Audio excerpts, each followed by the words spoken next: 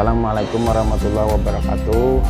Hai sobat, ketemu lagi dengan saya Fadil di Sarang Suluh Channel. Jadi pada kali ini saya akan meliput tentang bagaimana cara memelihara sarang burung walet.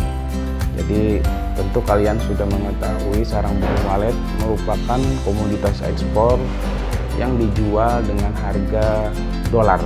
Jadi hasilnya cukup menggiurkan.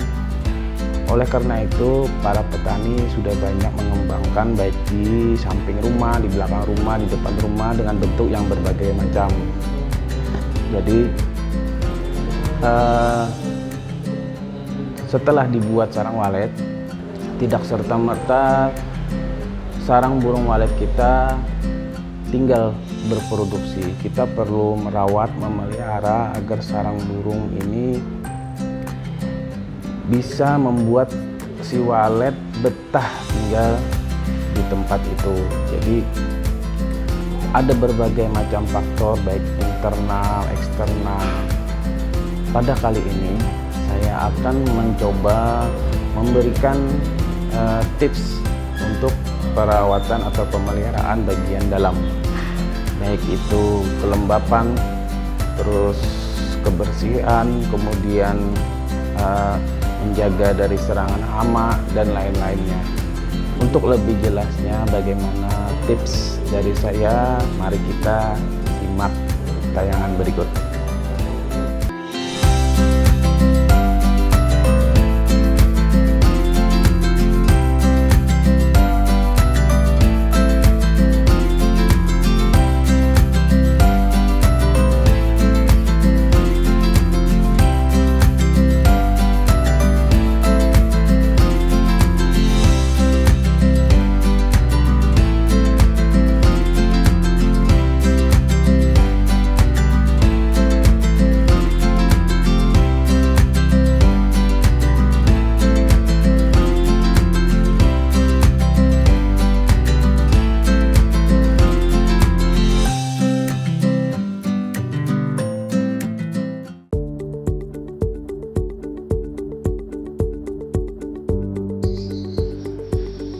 Baik teman-teman, jadi ini adalah tips pertama dari cara merawat pemeliharaan sarang burung walet.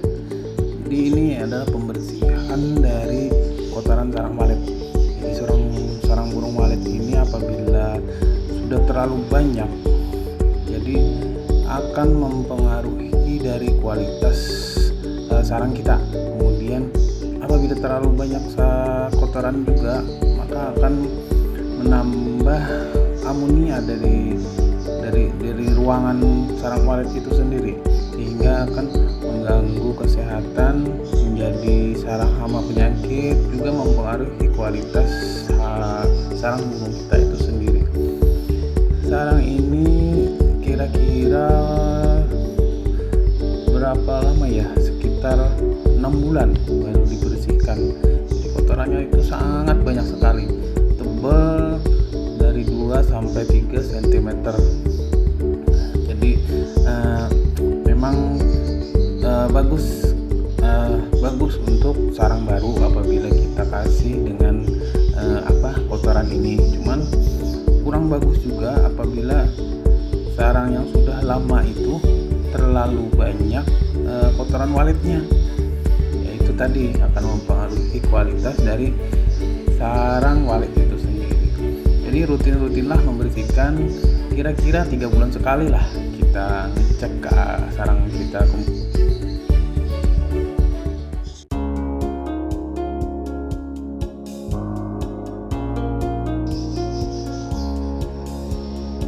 Teman-teman, jadi yang kedua ini adalah bagaimana cara menjaga air. Nah, coba kita lihat itu air di bak atau penampung airnya ini kosong. Jadi sangat kurang baik untuk sarang walet kita. Coba kita lihat, semuanya kosong. Ini akan menyebabkan kelembapan dari sarang walet itu akan menjadi rendah, padahal kelembapannya itu kita ingin di suhu sekitar atau di bawah 30 lah. Ini adalah blower. blower ini yang akan menyemburkan uap air agar kelembapan ruangan menjadi meningkat. Sedangkan sekarang kondisinya lagi kosong. Jadi ini benar-benar harus kita perhatikan, karena kalau macet maka kondisi ruangan kita akan berkurang kelembapannya. Coba kita lihat apa yang menyebabkan mesin blower ini menjadi tidak berfungsi atau airnya menjadi macet. Bisa karena pompa dari bawah atau penampung yang ada di sekitar sini. Coba kita buka penampung air dari blower, terlihat kosong. Apa tidak tahu juga kenapa ini penyebabnya. Nah, inilah penyebab air di blower tidak masuk, sehingga airnya itu atau uapnya itu tidak nyembur. Coba buka, airnya tidak berfungsi. Jadi perkiraan kita adalah sumber atau suplai air dari bawah yang bermasalah, bisa dari tandonnya atau dari pompanya itu sendiri. Nah, untuk mengukur kelembapan secara manual, coba kita lihat di video ini. Ini terlihat banyak sekali debu-debu. Itu mengartikan bahwa kelembapan dari sarang walet kita ini rendah, sehingga mengakibatkan kotorannya itu menjadi kering, sehingga apabila kita masuk akan muncul debu-debu seperti yang ada kita lihat sekarang. Nah, ini mungkin adalah secara manual saja. Kalau secara alat atau termometer bisa juga, cuman sekarang kita mencoba secara manual saja. Nah, kita lihat ini ember-embernya itu semua kosong. Jadi ini kita bersihkan, kemudian kita isi kembali dengan air, sehingga ini cukup membantu untuk kelembapan dari sarang walet kita itu. Jadi teman-teman perhatikan kelembapan atau kondisi air, genangan air yang ada di sarang kita. Nah, ini kita bersihkan, kemudian kita isi kembali. Jadi, itu adalah trik yang kedua tentang air.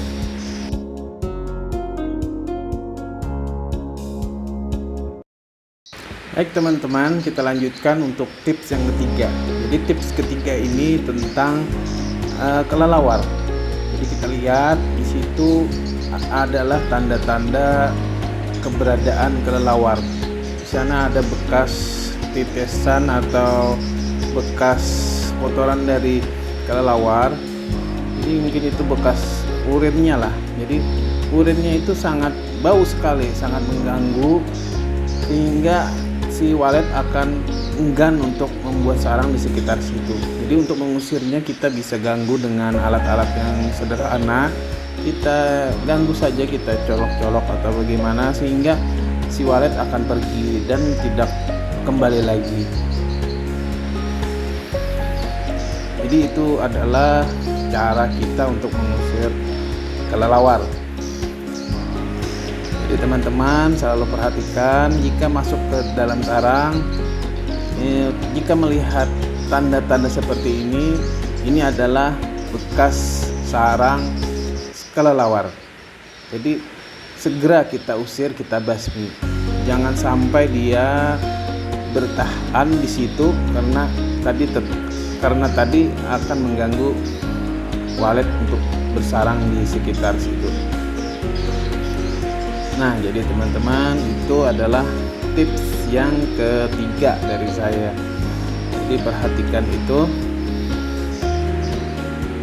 Jadi sayang sarang walet kita kalau ada kelelawar di sana. Nah, itu kita lihat di sana ada lubang-lubang kecil. Jadi si kelelawar suka tinggal di tempat-tempat yang demikian. Jadi yang kecil itu sempit, dia suka masuk di situ, kemudian membuat sarang di situ, tinggal di situ. Kemudian ciri-cirinya itu adalah yaitu tadi bekas kotoran yang menetes ke bawah.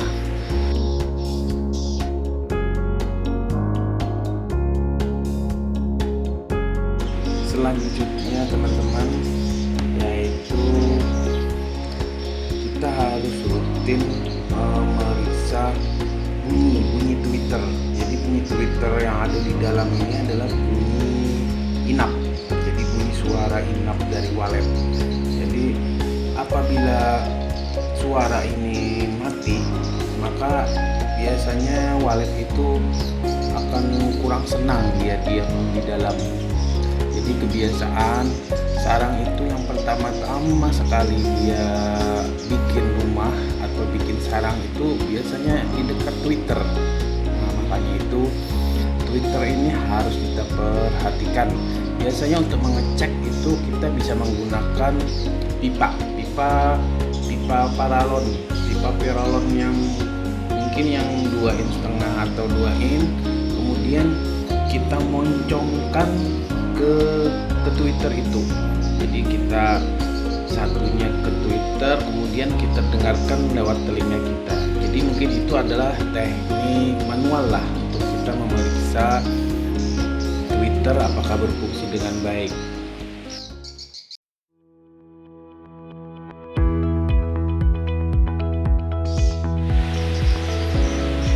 Baik teman-teman, ini adalah tips terakhir dari saya. Jadi ini tentang cara memanen.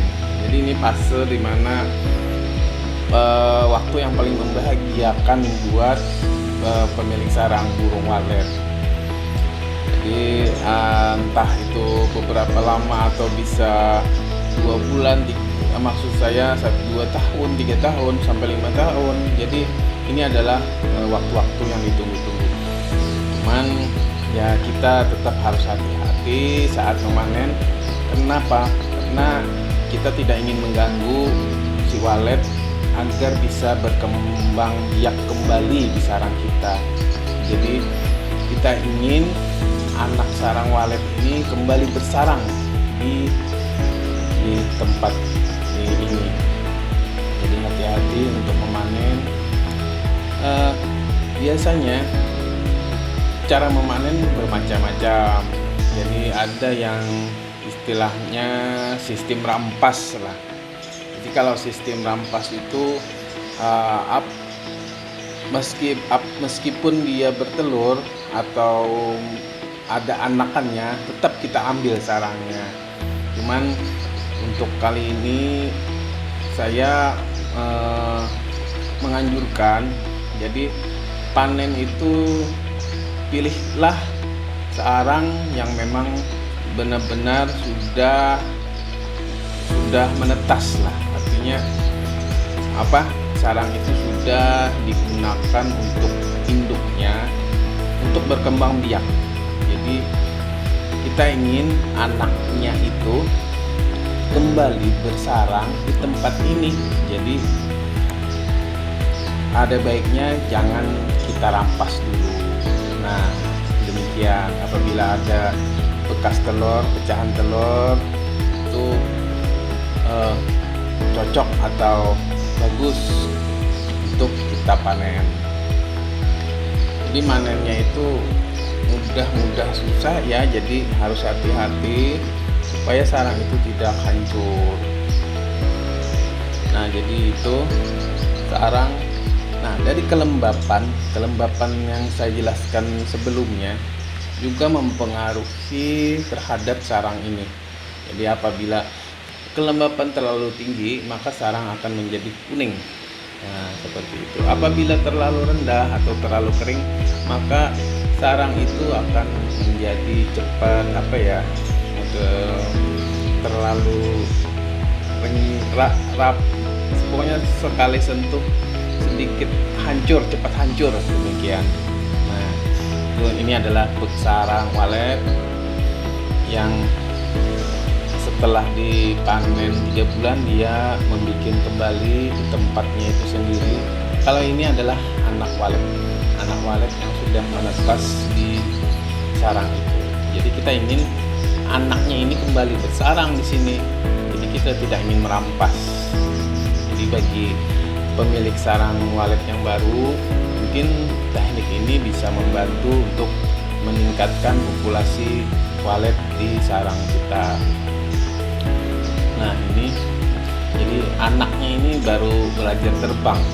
Nah, jadi dia belum terbiasa untuk terbang keluar, masih belajar di dalam sarang itu. Nah, itu bekas-bekas sarang walet yang sudah dipanen. Jadi ini adalah walet atau sarang walet yang sudah kita panen. Biasanya disebut dengan sarang mangkok lah, karena bikin sarangnya itu menempel di sirip-sirip sarang itu. Jadi kita lihat jika ada bekas telur, mungkin itu tanda-tandanya sarang itu pantas untuk kita panen. Jadi sambil panen itu kita bisa sambil memeriksa Twitter. Nah, apabila Twitter itu tidak berbunyi, segera perbaiki. Twitter tadi adalah untuk suara inap. Ini yang bekas dipanen, kemudian dia bikin lagi di situ. Sekarang kita sudah panen, jadi ini adalah panen sarang walet kita hari ini.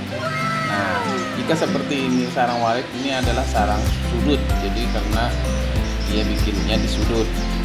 Kemudian ada lagi sarang yang ini adalah sarang mangkok biasanya disebut, karena dia bikin sarangnya nempel demikian. Nah, jadi sarang walet itu ada kira-kira begitulah, ada dua. Jadi ada yang sudut dan ada yang mangkok. Jadi sebenarnya ini panen sisa lah, artinya panen kemarin kita belum bisa memanen karena masih ada si telur atau anakannya. Jadi baru kali ini kita selesaikan untuk memanen sisanya. Waduh, kira-kira si Ilo, si tukang panen, dapat orderan lagi. Jadi sepertinya tayangan kali ini cukup demikian dulu. Jadi semoga bermanfaat, semoga sarang walet Anda bertambah, dan semoga cepat panen, dan semoga cepat jadi sultan. Terima kasih. Wassalamualaikum warahmatullahi wabarakatuh.